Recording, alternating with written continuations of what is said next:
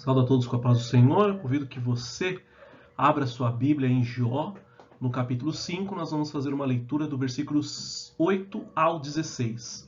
Tá? Jó, capítulo 5, do versículo 8 até o versículo de número 16. Tá? Vou fazer a minha leitura aqui na Bíblia, na nova tradução da linguagem de hoje. Um texto um pouquinho mais claro, tá? Mas no mesmo sentido é que talvez seja a Bíblia que você tem aí, que você vai achar um pouquinho diferente. A minha só tem uma tradução um pouquinho mais clara, numa linguagem mais contemporânea à nossa, tá bom? Mas o sentido é o mesmo. Então vamos lá. Jó 5:8. Jó, se eu fosse você, voltaria para Deus e entregaria o meu problema a Ele. Nós não podemos entender as coisas maravilhosas que Ele faz, e os seus milagres não têm fim. Deus dá chuva à terra, Ele faz a água cair sobre os campos, Deus põe os humildes nas alturas, põe em lugar seguros que choram. Deus faz com que os planos dos espertos falhem e que as suas ações fracassem. Ele pega os sábios nas suas espertezas e acaba com as suas intrigas. Em pleno dia, eles ficam no escuro, e ao meio-dia andam às cegas, apalpando como se fosse noite. Deus salva da morte os pobres, ele livra os necessitados das mãos dos poderosos, Deus dá esperança aos fracos e tampa a boca dos maus. Amém? Louvado seja Deus por esta palavra. Então vamos relembrar um pouquinho a nossa aula passada. Nós falamos do capítulo 2 e o capítulo 3. No capítulo 2, nós vimos a adversidade e a cruel aflição de Jó. E no capítulo 3, nós vemos ali Jó amaldiçoando o seu nascimento e lamentando a sua morte. Né? Então, um resumão era que ele preferia que não ter nascido, né? Do que então estar passando por todas essas provações que nós vemos que agora ele está passando nesses trechos que nós estamos estudando agora do livro de Jó. Começando lá do capítulo 1, o inimigo pedindo permissão, Deus dando permissão, né? Tipo assim, conheço muito bem Jó, mas daí o inimigo falou, não, mas é interesse, é fiel por puro interesse. E aí nós vimos então que não, então vai lá. E aí nós vimos então agora essas provações que ele está passando. E aí, evidentemente, ele fica um tanto angustiado, preferia então que não estivesse vivo a passar por toda essa prova que ele tá enfrentando. Então nós estamos na parte 2, uma parte que a gente vai ficar com ela durante muito tempo, que ela compreende o capítulo 3 até o capítulo 42, versículo 6. Tá? Que aí são o conteúdo poético, são os diálogos com Jó, os discursos, as respostas, questionamentos. Tá? Então isso aí vai ser ao longo do livro de Jó, a maior parte, como está concentrado aí os nossos estudos nesse conteúdo poético aí que compreende a parte 2. Então vamos lá, começando o capítulo de número 4. Tá? Ele repreende a Jó. Então voltando um pouquinho lá ao capítulo 3, nós vimos que Jó ele tinha 3 amigos. Tá? E os amigos dele ali, quando nós pegamos o finalzinho do capítulo 3, nós vamos ver que os amigos dele, quando chegam ao conhecimento, a notícia do estado de Jó, eles vão até lá prestar uma solidariedade e eles, né, ficam lá, os 3, juntos de Jó ali, quietos, calados, tá? Naquele estado que Jó estava ali, de luto, né? Então aqueles 3 amigos ali, eles compartilham daquele luto, né? Que Jó estava passando, tá? Então, até já para pontuar a presença aí na escola dominical, a pergunta simples, né, para não dar muito trabalho aí para vocês, é que vocês me falem qual o nome dos outros dois amigos de Jó, tá? A gente vai falar de Elifaz agora, e existiam outros dois, que nós vimos lá no capítulo 3. Então é só citar o nome desses outros dois amigos dele aí, que aí vocês já conseguem pontuar a presença para essa aula, tá bom? E ele foi o primeiro a falar, tá? Por que o primeiro? Provavelmente ele era o mais velho desses três amigos, tá? Do total de três amigos. E aí então era considerado o mais sábio, então a palavra foi primeiro para ele, tá? Quando a gente coloca na balança, né, vamos falar assim, vamos ver, vamos supor que a gente está comparando uma pregação, comparando um discurso, a gente vai falar qual que foi o sermão mais pesado, mais, né, uma repreensão, foi de fulano. Então aqui a gente pode falar que, embora a gente vai ver o teor aqui da mensagem dele, algumas horas a gente pode falar, um tanto pesado em alguns termos, tá? Mas nós vamos considerar que ele foi o mais cortês, o mais brando no seu discurso, quando ao longo do livro nós iremos ver outros discursos dos outros amigos, e aí nós podemos então falar que, olha, de fato, aquele discurso que nós vemos lá no capítulo 4, lá de Elifaz, é fichinha para o que ainda tá por vir. Tá? O que nós vamos perceber nesse capítulo, por exemplo, vamos falar assim, um pensamento teológico, tá bom? Qual que é esse pensamento teológico, tá? Vou colocar aqui, ó. Então, tem um pensamento teológico, tá? E qual que é esse pensamento teológico? De Elifaz, o pensamento teológico que ele entendia como verdadeiro, né? Como uma premissa. É que Deus jamais castigaria. Cadê meu? Aqui. Deus jamais castigaria um justo e deixaria de punir o pecador. Tá? Então, qual que é a ideia por trás da teologia que Elifaz tinha em mente? É que Deus, ele não castigaria um justo, sendo que o justo não tinha nenhum pecado, não tinha nenhuma justificativa para estar, vamos falar assim, sofrendo uma determinada punição, aprendendo uma lição.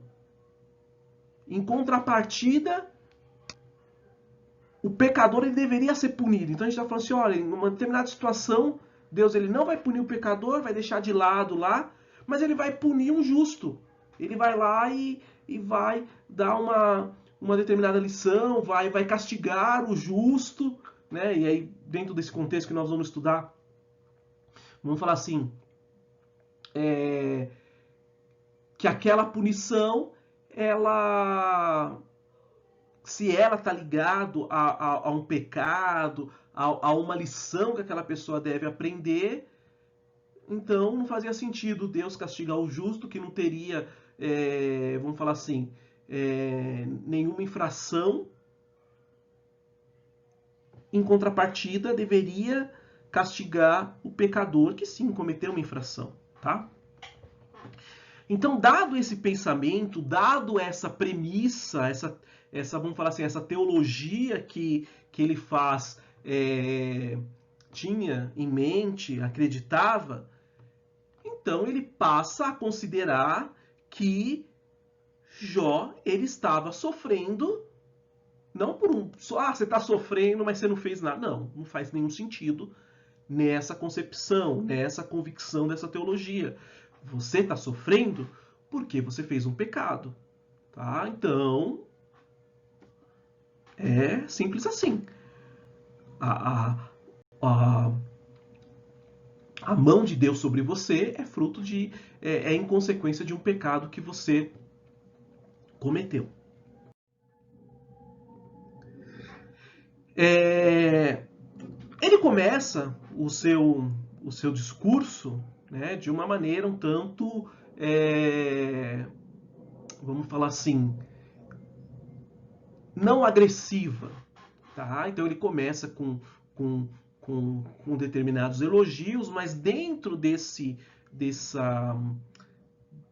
comecinho, nós já vemos um conceito que quando nós estávamos estudando a introdução do livro, a gente comentou um pouquinho, tá? Que durante o livro, tá? O capítulo 1, o miolo, nós vamos ver uma diferença, tá? Lá, né? Então, quando a gente está estudando o prólogo, o diálogo, né? Que é essa parte 2 que nós estamos estudando agora, nós vamos ver que há uma diferença, começa a ter duas figuras, tá? A gente vê um Jó paciente lá no começo do capítulo 1 e tal, mas a gente começa a ver uma figura de um Jó impaciente. Então, nós vemos uma diferença sobre o prisma do comportamento da personagem que nós estamos estudando, de Jó. Tá? Então, esse comecinho dos capítulos, dos versículos 2 a 6, na essência brota como que eu posso falar? Esse tema de novo. Olha, existiu um Jó paciente, mas estamos falando agora do Jó impaciente, tá?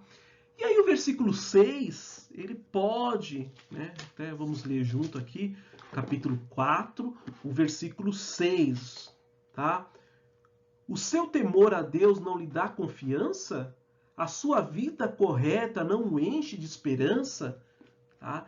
Então começa onde aquele teor cortês, o elogio, ele começa a ganhar outros aspectos. Né? Então a gente pode pensar nesse versículo 6 como já mudando o discurso, já indo para um lado aqui de retaliação. Tá? Continuando, né, os versículos 7 e 9, volta de novo aquilo que eu estava falando para vocês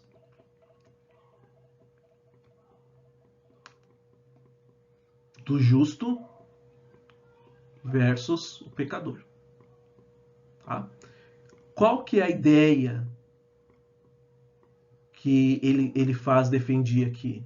Ele defendia essa ideia aqui, ó. Vou pegar outra cor aqui. A lei da retribuição. Tá? Então nós vamos ver as perguntas retóricas ali nos versículos 7 a 9, em que ele agora defende a lei da retribuição. Tá? Então vamos colocar no patamar o justo versus o pecador. Né? Então o que dizia essa lei? O que é essa lei da retribuição? Aquilo que nós conhecemos bem, né? Até baseado no Novo Testamento ali, que era a lei da semeadura, tá bom?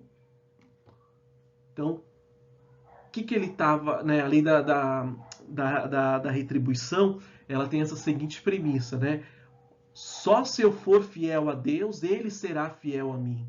Só se eu fizer isso por Deus, ele fará aquilo por mim. Tá? Então, se eu fizer o bem, eu vou colher só coisas boas. Tá?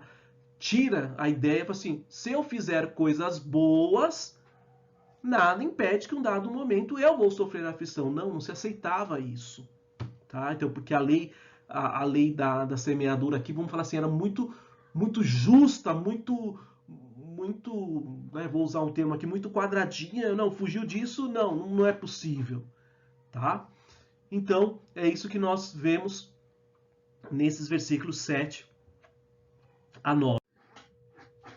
Nos versículos 10 e 11, o que nós vamos ver? Nós vamos observar, ele colocando nesse meio desse texto a figura de animais. Tá? Então agora ele cita o leão. Tá? Qual que é a ideia aqui? A ideia é o que nós temos muito em português, enfim, palavras que têm um duplo sentido, tá? Mas aqui no sentido mais a gente trazendo agora para um contexto de provérbio, né? Um provérbio que dava um duplo sentido, tá? E qual que era o sentido, essa analogia que ele estava fazendo agora com os animais, com o leão, né, que é citado aqui no versículo 10 e 11. Eles rugem como um leão feroz, mas Deus os faz calar e lhes quebra os dentes. Assim como leões que não se podem caçar, eles morrem de fome e os seus filhos se espalham. Tá? Os gemidos, tá, de Jó, agora eles poderiam ser comparados, traçado um paralelo ao bramido de um leão velho. Tá? Qual que é a associação do leão velho? Tá? Estaria associando ali com homens cruéis, ruins, perversos, tá? Cujos pecados agora vieram à tona e eles estavam sendo pagos com um determinado sofrimento, tá? Então, a ideia, o que fica transparecendo aqui, aquela mensagem, né, de duplo sentido, cadê meu? Aqui. Duplo sentido, foca nesse aspecto, tá? Que não seria justo, né? Essa ideia. Jó não seria justo, tá? Olha lá, os homens cruéis, uma hora chega o tempo deles e eles vão pagar com sofrimento, por mais fortão, por mais bem que eles sempre estiveram, chega uma hora que vem a conta, tá? Então é essa a ideia, são essas teses que ele faz, ele defende no seu discurso, tá? Então ele faz esses comparativos, essas analogias, essas visões que nós vamos ver agora nos versículos 12 ao 18, como um meio de sustentar a sua teologia. Tá? Então ele tinha aquela concepção, aquela teologia, aquela crença, tá? E agora ele sustém essa ideia que ele defende, que ele acredita, tá? Então, o que ele faz também aqui no versículo 12 e 18 que nós percebemos, tá? Ele dá a entender, né? Ele traz assim então essa ideia de uma visão que, olha, os ouvidos dele perceberam um sussurro, tá? Que o homem ali, ele não pode ser mais justo do que Deus, tá? Então, novamente, qual a mensagem que ele está querendo passar aqui? Tirem essa concepção, essa ideia, essa defesa que vocês estão tendo que Jó era justo, tá? Tiram isso que... Então ele vem com essa analogia de uma visão, me sussurraram aqui, meus ouvidos perceberam um sussurro. E qual que era o teor desse sussurro? Né? Era essa mensagem, tá?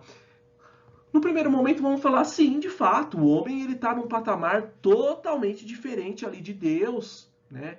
Deus em sua justiça inigualável, indescritível, tá? E o homem, sim, falho, pecador, tal. Mas aqui Jó, no comparativo, ele é classificado como um justo, tá? Então, quando a gente pega o prólogo, quando a gente pega lá os capítulos inicial, nós vemos que essa foi, né? Vamos pegar aqui Jó 1:8. Aí o Senhor disse: você notou o meu servo Jó? No mundo inteiro não há ninguém tão bom e honesto como ele. Entendam-se como justo nesse contexto. Ele me teme e procura não fazer nada do que seja errado. Tá? E aí lá no capítulo 2, 3, Deus, quando a primeira tentativa ali que destrói todos os bens, né? E aí ele me falou, não, é porque tem muitos bens, tem uma fortuna, tem tudo do bom, do melhor, é fácil. E aí quando vamos falar assim, tem um novo encontro, Deus e o inimigo, ele reforça de novo isso aqui. Aí o Senhor disse: você viu meu servo Jó? No mundo inteiro não há ninguém tão bom e tão honesto como ele. Ele me teme, procura não fazer nada do que seja errado. No entanto, você me convenceu e eu deixei desgraçar Jó, embora não houvesse motivo para isso. Mesmo assim, ele continua firme e sincero como sempre. Então, não foi a retirada de todos os bens, de todas as posses, que ele agora mudou a sua categoria. Tá? A prova, ele continuou o mesmo. Tá? Então, essa era a ideia que ele faz na sua teologia, na sua concepção, ele tenta passar. Jó não era tão justo. Beleza? Vamos assim. Vamos ser agora imparcial. Eu respeito a sua opinião, mas ela está em contradição do que nós vemos aqui no capítulo 1 e 2, no diálogo de Deus com o inimigo. Tá? Então, Jó era alguém de destaque, era alguém considerado justo. Tá? Habitantes da casa de lodo com fundamento no pó, qual que era a ideia que se queria passar assim com essa expressão que nós vemos agora? Ele faz, ele usando dessa linguagem, tá? A ideia é falar da mortalidade e a fragilidade da existência humanas, tá? Qual foi qual foi o exemplo que ele quis passar aqui? Foi justamente esse aqui, ó.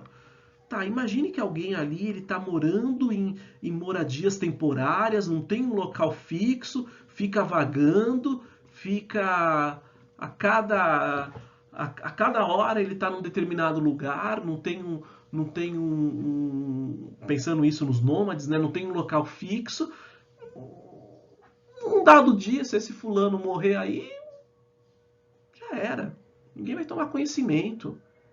Vai falar, a última vez que eu fiquei sabendo de fulano, ele estava lá, vamos pegar a nossa cidade aqui, né? Ele estava acampado lá no Parque São Vicente. Depois eu não vi mais. Não sei se ele veio pro Jardim Mauá, não sei se ele foi pro Bandeirantes, não sei. Não tive mais notícia. Tá? Então, nesse paralelo, nessa comparação, que ele falou assim, olha, né? Morre e aí perece, né? Ninguém toma conhecimento. Tá? Então ele estava falando aí da fragilidade, ele usou esse exemplo, esse paralelo que ele quis traçar aqui para falar justamente da fragilidade da morte, da fragilidade da existência humana. Tá? No versículo 21, ele cita a sua excelência. Tá? E aí, o que ele talvez estava querendo isso, pegando o termo hebraico, enfim, dando uma olhada aqui na terminologia utilizada, pode ser que ele estava se referindo, quando ele fala a sua excelência, pode ser querendo trazer um elo com o cordame de uma tenda, tá? O que era o cordame de uma tenda, né? Então são as várias cordas que elas são utilizadas ali para dar sustentação à tenda, tá? Então pode ser que a sua excelência, ele estava fazendo o paralelo então com as várias cordas de uma tenda, tá?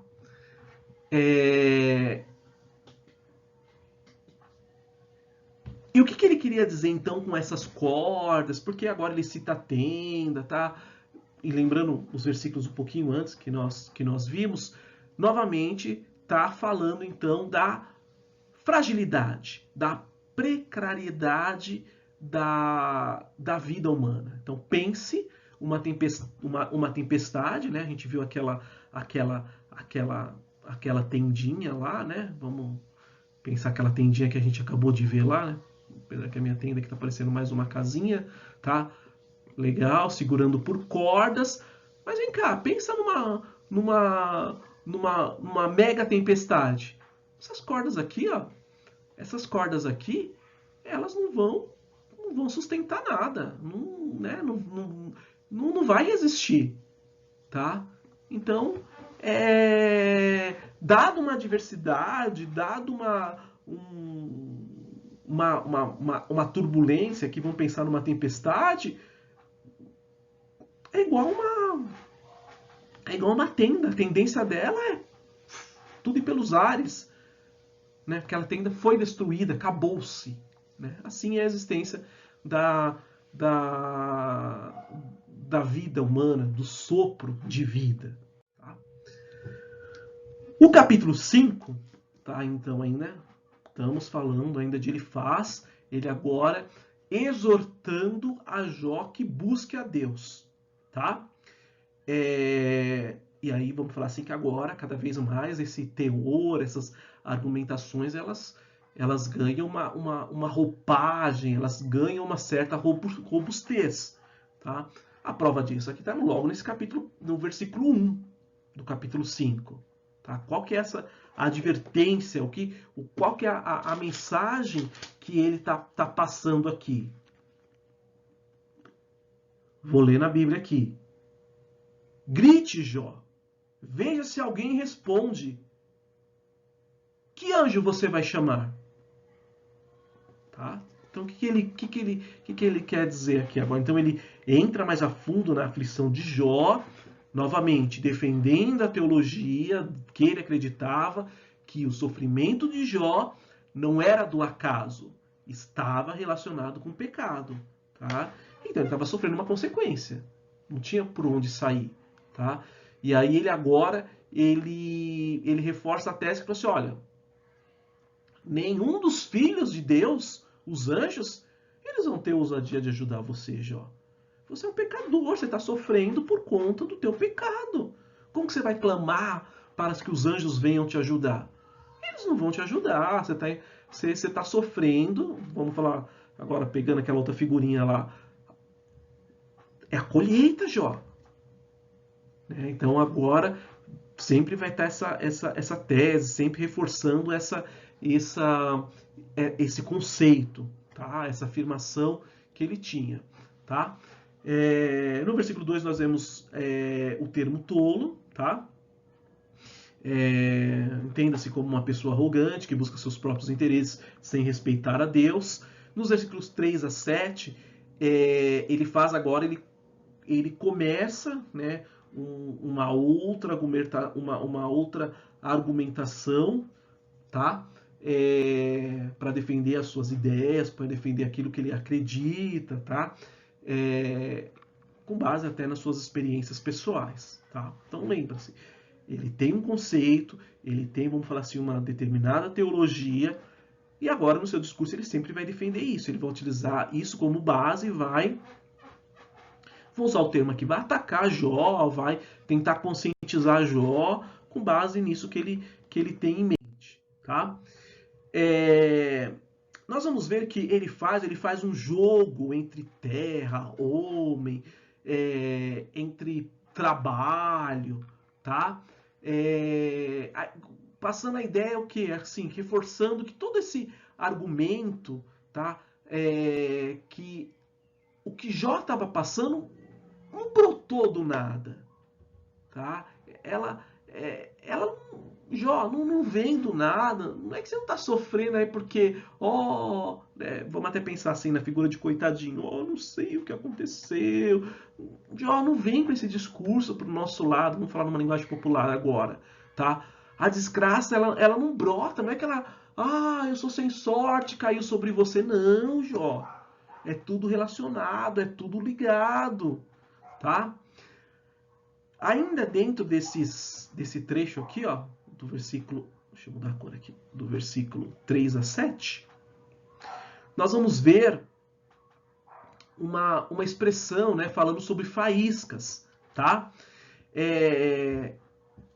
Pode ser uma ilusão a determinados deuses que era adorado numa cidade ali portuária, da região mediterrânea e ali da Síria, tá? Por que essa citação dessas faíscas poderia ser uma referência a esses deuses aí? Porque se acreditava que, até esqueci de colocar aqui, né? Sempre eu coloco aqui, né? Aquele tópico, né? Tradição da época. Tradição da época. Qual que era a tradição da época? Tá? É que os deuses dessa localidade, eles eram responsáveis por pragas e trovões, tá? Mas aqui eu só quero fazer só um adendo, tá? Reforçar aqui, ó. Pode ser, tá? Então pode ser que quando ele está citando faísca aqui é uma citação qualquer, ou pode ser que tenha essa referência, tá?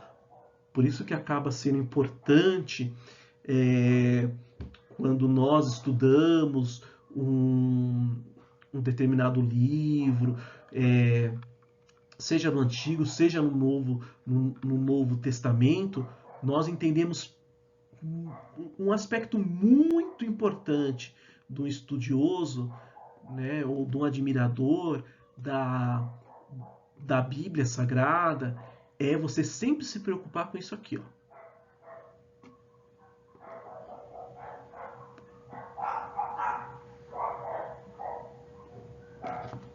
Qual o contexto? Né? Vou fugir um pouquinho, mas dentro desse assunto. Imagine que alguém começa a ler o livro de Primeiras Crônicas que nós lemos, né? Fizemos o nosso encerramento, né? Um dos nossos encerramentos foi dentro desse ciclo que incluía o livro de Crônicas. Imagine que alguém começa a ler o livro sem se preocupar, de certo modo, ali em saber o tal do contexto. E vamos imaginar que essa pessoa, ela, assim como nós, passou pelo livro de Reis, de Samuel. Quando ela chega no livro de Crônicas, ela fatalmente, se ela não tiver essa base, essa preocupação por entender um contexto, o que ela vai chegar e falar? Pura repetição. Estou repetindo tudo que eu vi lá.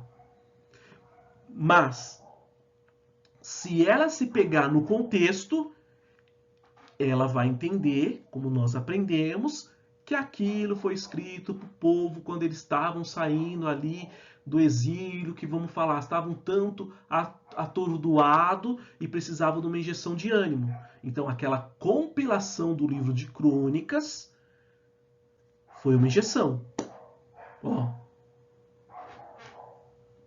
Tá?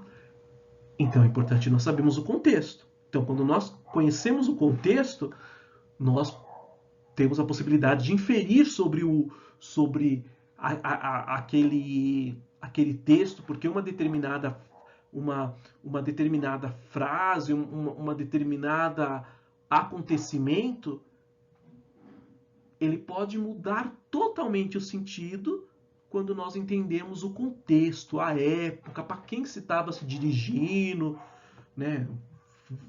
Volto novamente a uma parte que eu acho muito importante da nossa aula, a entender a tradição da época, tá?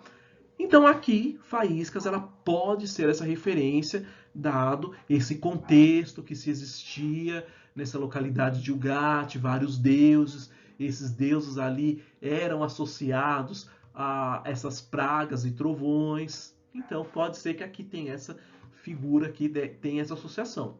Ou também pode ser que não. Tá? É uma mera coincidência a gente está pensando isso agora. Tá? E aí, então, parafraseando o discurso, a frase de Elifaz, tá? Seria como? Seria essa linguagem aqui popular que eu coloquei. É como se Elifaz estivesse falando. Jó, assim como a praga se levanta das forças demoníacas infernais, as tribulações procedem da natureza da pessoa. Tá? Então, novamente, a gente está vendo até de uma forma repetida. Ele está reforçando a tese que ele acredita. Tá? Que, olha, tribulação ela é consequência dos atos da pessoa. Tá? E pegando o slide anterior, não brota do acaso, não é que a pessoa, não tive sorte, não. Isso aqui é fruto da natureza da pessoa, tá? Nos versículos 8 a 16, então, ele faz o que ele sugere? Que Jó, ele confia a causa a Deus, em vez de lidar com ela sozinha, tá? Esse seria o bom caminho, tá? Porque o Senhor, ele é completamente bom e justo. Tá? Então essa ali ele fala, Jó, não fica aí tentando se bater sozinho aí, então já chega a Deus, né? É dele que vai vir o teu socorro, tá? Então, Deus, ele é misericordioso. Isso na linha que Jó era um pecador, Jó estava... Ele é misericordioso, ele é bom, ele é justo, tá? Então vai por esta linha, tá? Não, como você fala assim, não desampara Deus agora, não, tá? Recorre aos pés de Deus, né? Confessa os seus pecados. É nessa linha aí. Então, né, novamente, esse era o pensamento de Elifaz, o sofrimento de Jó era consequência do pecado, tá? Então Jó ele não deveria agora se esquivar do ensinamento que o Senhor estava querendo dar para ele, tá? É importante, né, a gente frisar que às vezes Deus, de fato, ele pode dirigir ali uma disciplina às pessoas por conta da sua iniquidade, e essa disciplina vira atrelado a dor e sofrimento, tá? Qual que era o grande erro de Elifaz? Era bater constantemente nessa tecla que essa, né, essa ideia que nós estamos falando aqui, ela era aplicável 100% a Jó.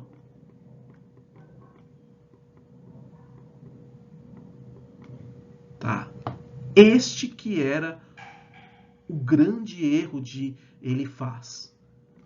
Tá? Não necessariamente isso é uma verdade para 100% do público, para 100% das pessoas. Tá? Pode haver exceções. E nós estamos aqui diante de uma exceção. Tá? Mas esse não era a concepção que ele tinha. Tá? O versículo 17, ele nos traz um título bastante interessante, que nós já vimos, né? Não lembro com precisão, mas arrisco dizer que deve ter sido no Pentateuco ali, o título El Shaddai. Tá? Nas nossas Bíblias aqui, ele sempre vai ter a tradução do Todo-Poderoso. Tá? Então, versículo 17. Bem-aventurado é o homem a quem disciplina, não despreze, pois, a disciplina do Todo-Poderoso. Eu li isso aqui na Bíblia de Genebra, mas se eu ler na Bíblia, deixa eu ver como está na Bíblia, na linguagem de hoje também. Feliz é aquele a quem Deus corrige, por isso não despreze o castigo do Deus Todo-Poderoso. Então esse título de Deus Todo-Poderoso, ele é utilizado só no livro de Jó 31 vezes. Tá? Então 31 vezes nós vamos ver esse título no livro de Jó. E, tirando Jó agora do miolo dos livros, em todos os restantes dos livros do Antigo Testamento, nós veremos 17 vezes essa compilação, essa referência ao título de Todo-Poderoso. Então, já chegamos a uma conclusão aqui, que o título de Todo-Poderoso, ele tem a maior menção dentro do livro de Jó. Tá? E aí, então, agora, dentro ainda desses discursos, das defesas de Elifaz, ele afirma que Deus é o responsável pela dor, mas também ele é responsável pelo refrigério. a chaga de Jó, essa disciplina, essa lição que ele estava passando, ela seria curada pelo Senhor, tá? Qual que era a mensagem que ele estava tentando passar como uma conclusão daquilo que ele entendia, daquele conceito que ele tinha, que nós vemos, tá? É que muitas vezes Deus ele permite, né, nas nossas vidas ali a dor, não numa forma de magoar, de nos deixar nós tristes, intrigados. Não, ela é uma forma também de refinamento. É uma forma de aquilo servir de uma experiência para que você suba um patamar, você alcance uma diferenciação, você se torne uma pessoa melhor do que você já era, tá? Que essa experiência, esse degrau aqui, vamos falar de provação, seja uma lição, um aprendizado que torne você uma pessoa melhor do que você já era, tá? Então, o aprendizado. Tá? Nos versículos 23 e 24, agora cita, tá? Sobre rochas, tá? Então, aqui é interessante nós observarmos que as rochas presentes em um campo, elas, vamos falar assim, condenavam aquele campo, tá? Eu não vou ler agora, para não tomar muito tempo, mas eu sugiro que vocês peguem essa referência e dêem uma olhada aqui. O que diz aqui? Quando o povo ia lá para uma determinada batalha, ia lutar com um povo inimigo, e a intenção não era ficar com aquela terra, era, ó, vamos destruir inimigo, a ordem é destruir, voltemos para o nosso lugar, se fosse o caso, vamos trazer esse povo como prisioneiro, mas e aquela localidade? Ah, sabe o que vocês vão fazer naquela localidade? Vocês vão colocar pedras em todo aquele território. Por quê? Um território, vamos pensar aqui num... É que aqui... Mas vamos pensar que aqui fosse uma plantação de verduras, né? Alface, couve. Imagine se aquelas plantações bonitas que a gente vê em Ribeirão, em Suzano, tá? Alguém chegasse com um caminhão de pedra e colocasse ali. Você falou, ó, estragou a plantação, estragou o terreno, tá? Então as pedras ali tinham esse intuito de inutilizar aquele campo, tá? E o paralelo que ele traz aqui é que, olha, mesmo, né, nessa situação, campo ali cheio de pedras, tal, incultivável, né? A possibilidade de ter paz e harmonia, tá? Mesmo que forças, acontecimentos cooperem para que tentem tirar a paz e a harmonia. Né? Então, um exemplo desse, imagine lá uma plantação de... Opa, escrevi errado aqui, verduras, tá? De verduras, cheio de pedra, um monte de animais ali no campo, atrapalhando, né, nesse sentido que nós estamos pensando agora, atrapalhar. Não, mas ainda há esperança, tá? Ainda assim há uma possibilidade, tá? Então é por isso que nós vemos essa menção aqui de pedras, tá? Tem a ver então com esse conceito de quando vocês reverem esse texto de 2 Reis 3, 19 e 25.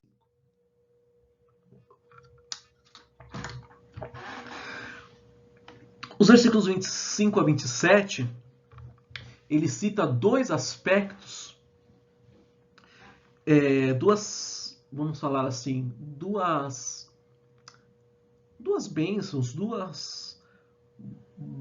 duas possibilidades que eram a maior dádiva que alguém poderia ter naquele tempo, que era, né, vamos até pensar novamente aqui, tá? Como tradições da época. Quais que eram? A primeira era o número de filhos, tá? Aquele que tinha 2 filhos, ótimo. Ótimo. 2 filhos, ótimo. 1 filho, ótimo, tá bom. 2, melhor ainda. Né? Agora, isso a gente fazendo um paralelo com quem que não tinha nenhum filho. Aí nós sabemos que era um problemaço. Tá? Mas quem tinha 5, 7, 10, 15, isso era o sinal de uma bênção. Então, vamos fazer um comparativo? Fulano de tal, abençoado, tem 5 filhos. Cicrano, ali Deus derramou a bênção de balde, porque ele tem 15 filhos, tá? Outra coisa que era considerada uma bênção naquela época, o conceito, era alguém morrer na sua velhice, tá? Alguém ali, velhos, não morrer cedo, tá? Avançado de dias, então, olha, desfrutou a vida, né? Na sua velhice ainda, estava com, né? Descansou na sua velhice, então isso era dois aspectos ali de bênçãos, tá? Que eram vistas no tempo de Jó. Então a nossa aula ela tá disponibilizada, ela vai ser disponibilizada lá no diretório. Continuamos, tá? Igual eu falei para os irmãos lá na igreja. Pelas minhas contas aí, o livro de Jó, nós vamos ficar com ele até o final de dezembro, tá? Um livro bastante extenso, muitos capítulos. E conforme for sobrando um tempinho aí, eu vou publicando aquelas aulas que eu tive esses imprevistos aí, não consegui fazer. E aí então eu vou diluindo essas aulas ao longo desses meses aí, com o objetivo de que em dezembro, então, a gente conclua o livro de Jó. Amém? Fiquem com Deus, tenham uma ótima semana. Deus abençoe todos vocês.